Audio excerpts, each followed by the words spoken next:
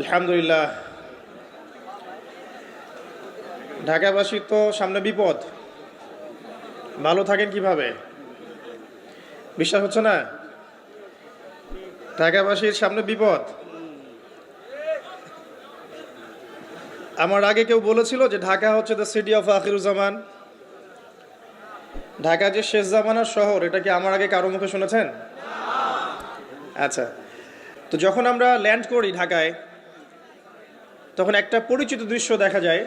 এই দৃশ্য বাংলাদেশের অন্য কোনো জায়গায় দেখা যায় না। সেটা হলো বাক্সে বাক্সে বন্দি জীবন।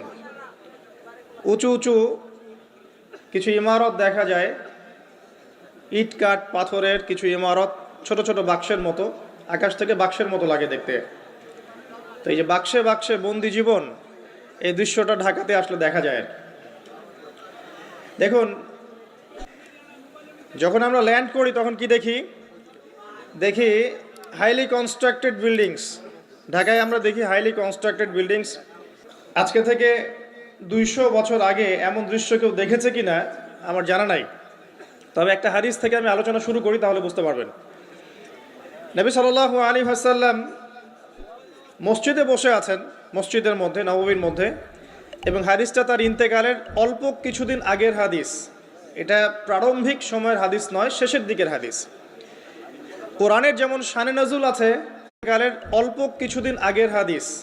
এটা প্রারম্ভিক সময়ের হাদিস নয়, শেষের দিকের হাদিস।